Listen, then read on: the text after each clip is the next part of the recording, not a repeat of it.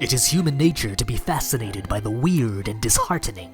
For some people, chilling illustrations are a reminder that life is not all rainbows and unicorns, but what happens when cute and innocent collide with scary and macabre.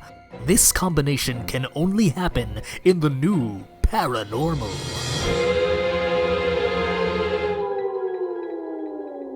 We can never take visual artists for granted, as they have shaped so many perspectives on life.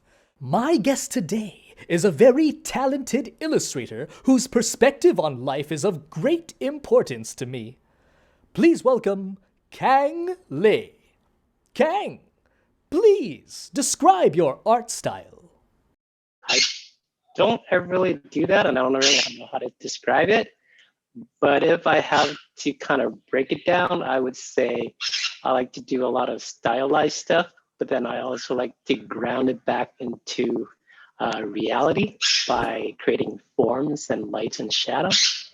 So I don't know if that's like a style, but yeah, that's what I gravitate towards.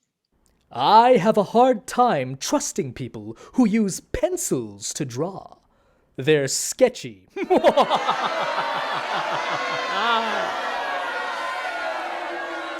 What are your favorite pieces in your portfolio, and why? I don't have any. No, I'm just kidding. I like a lot of them for different reasons. So I don't necessarily have the top three, but if I would have to pick some, I would say at the moment, it's gonna be a portrait of a little girl from Tibet. I think the reason why I like it is I made a lot of right decision in that piece where it all worked together. So just little bits from here and there kind of adds a lot. And for whatever reason, in that piece, I made some good decisions. What do you call a drawing of a sick person? An illustration.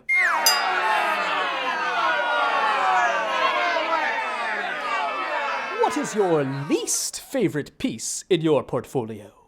So yeah, a lot of time, what I find is that a lot of stuff that I create, I would like it for maybe like the first week or two, and then I would put away, and then at some point I go back to maybe like a month or two later, I would totally hate it because I had a fresh look at it and I see all of the stuff that I made mistake on. So a lot of stuff that I have right now that I post online, I look back and I'm like, oh my God, what was I thinking? But you guys don't know that. How would you describe your Instagram feed? So the stuff that I post on Instagram and not necessarily the first draft, although I tend to look at Instagram more as a little bit more open. So I try to explore with stuff that I would normally put on my main website.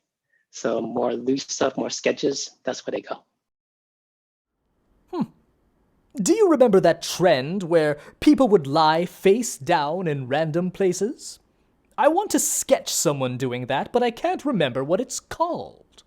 I'm drawing a plank.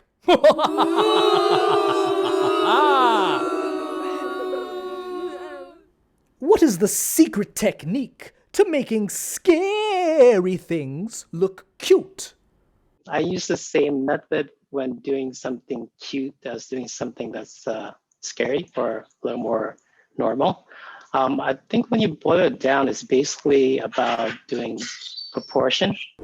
Cute things tend to have little uneven proportion, kind of like babies, how they have really big heads and big eyes and really small features. So that definitely helps, but the context that you put them in also helps a lot. So like the lighting that you portray your pictures, those goes a long way. So if there is a secret formula, it is to use all of the tools that I have at hand in tandem, and that will sell the piece.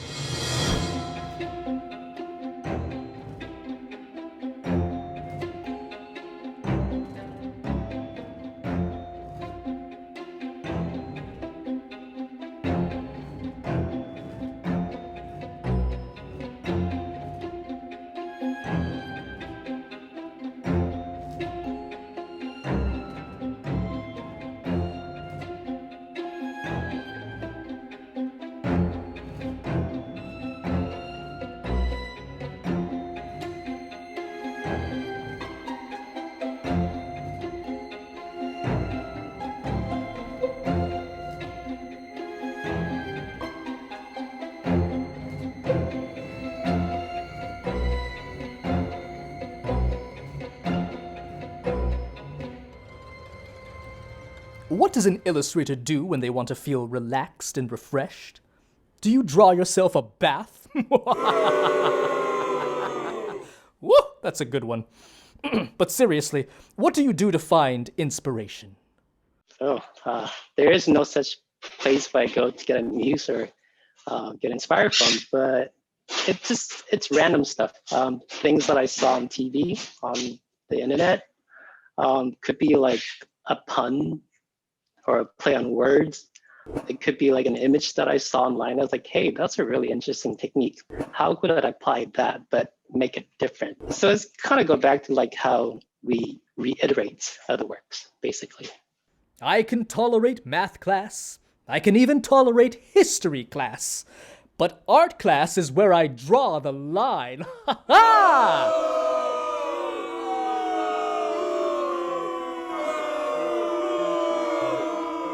Khang, it's time for the lightning round! Yeah!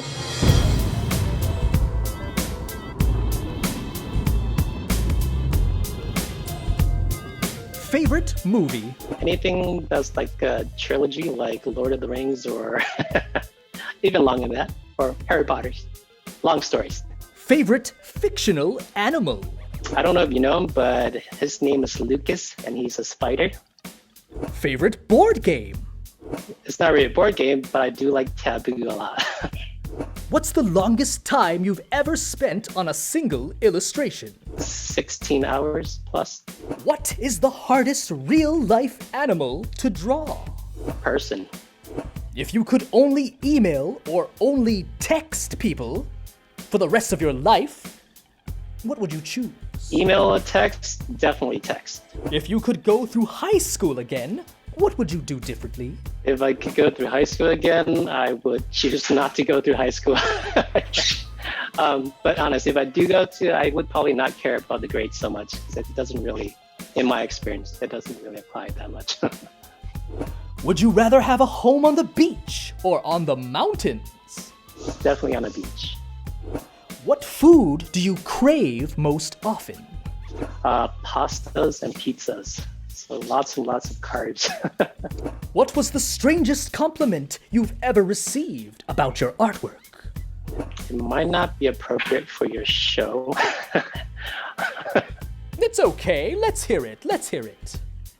So the most interesting comment I received was that someone referred to my paintings of jellyfish as being looking like penises.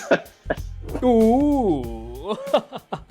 Thank you, Khang, for sharing your vivid imagination with us.